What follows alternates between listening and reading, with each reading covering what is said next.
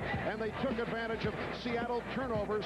Plus, they received offense from unexpected sources. Jump hook and swatting away one of his 4 block shots.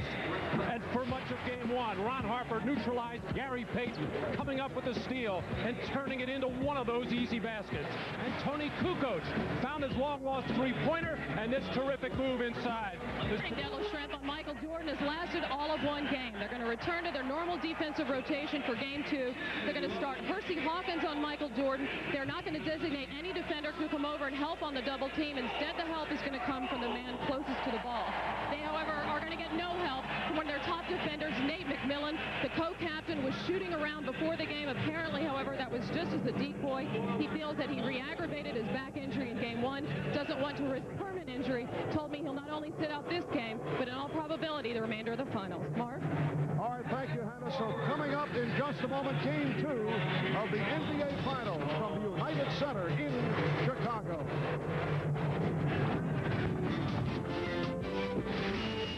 Chicago, we welcome you back to the Windy City. Throughout this season, the Sonics have been a good bounce-back team, hoping to do it tonight to even up this series at 1-1. Now look at the starting lineups. First for Seattle. In the backcourt, Gary Payton hoping to bounce back from the 6 for 17 shooting the other night. Hersey Hawkins also off the mark, only 2 of 9 in his 35 minutes. Urban Johnson, the starter at center, but we'll see much of Sam Perkins. Sean Kent coming off a 32-point performance, and Detlef Schrempf, who would like to turn things around here in game number 2. George Karl, one-time point guard at North Carolina, then played for San Antonio in the ABA and the NBA. This is 4th full season as head coach of the Sonics.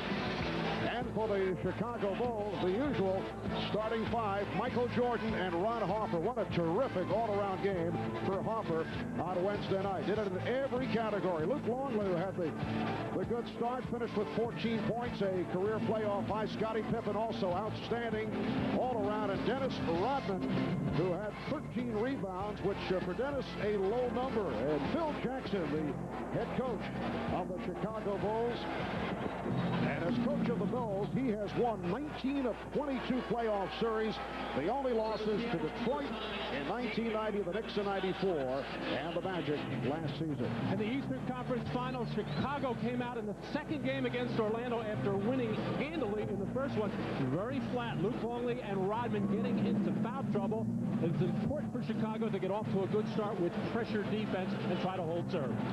For Seattle, it's all about confidence. It's about Payton controlling the tempo, getting it up and down in Seattle's favor, and then the whole Sonic team has to deal effectively with Chicago's pressure defense. And the Sonics control the opening tip. The officials, Ed T. Rush, Jess Kersey, and Hugh Hollins. Hollins not a favorite of the Chicago Bulls. Schrempf not able to hit on it. And the stuff missed by Kemp, but they keep it alive. Oh, much like game 1 started, a full offensive rebound for Seattle as the Bulls standing flat-footed. Hersey Hawkins. Open shot for Kemp. And the tip by Johnson. Well, really, I thought the Bulls would just come out firing defensively with pressure on the ball. 3 possessions that time for the Sonics. Harper draws the foul, so the Bulls going for the penetration on their first possession. Foul committed by Kemp. Normally, it helps to make your first shot, but with the way the Sonics are just attacking the offensive board, pushing the Bulls underneath, just way too easy of a first possession for Seattle as far as Chicago is concerned. How about Urban Johnson? 3 rebounds. First half minute. Did not have a rebound in game number 1. That's called making adjustments. Coaching.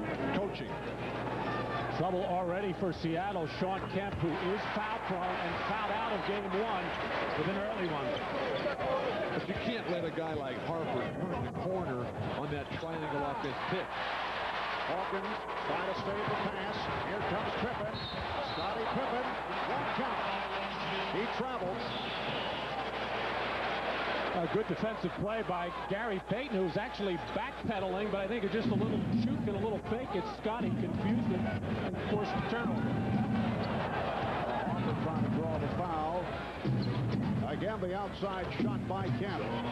Sean Kemp, who had the sensational Game 7 last Sunday against Utah and followed up 41 minutes, 32 points on 9 of 14 shooting here on Wednesday night. But committed 7 turnovers and fouled out. Longley rejected by Johnson. Too many fakes by Longley that time. Payton for 3. And Rodman able to get inside Kemp. Michael Jordan setting up against Detlef Schrempf. Uses the pick. And Harper able to keep it alive. Good look from Longley.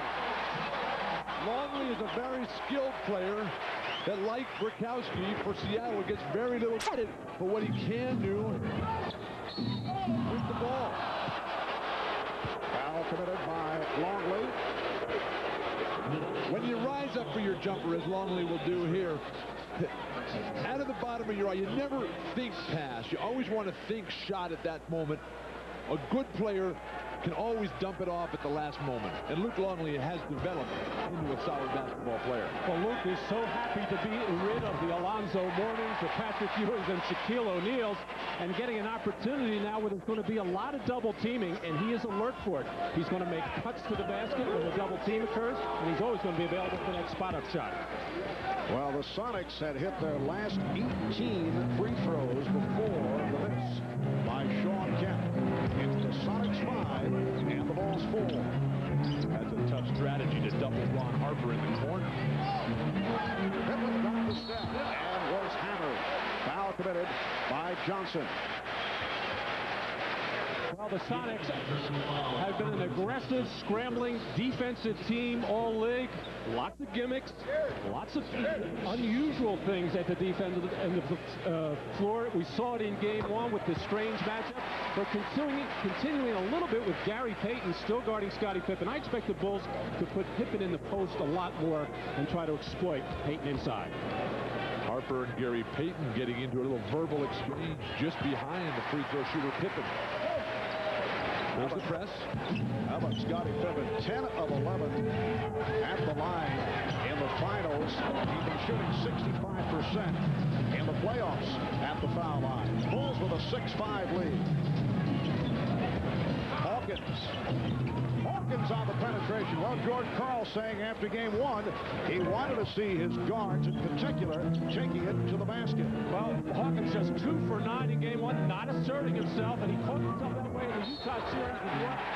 Yes, and it counts.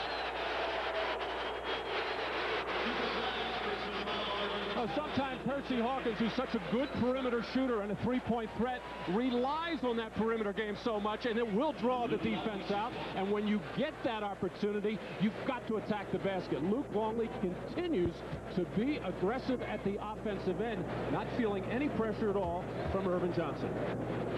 Irvin Johnson is playing a very unimaginative defensive game.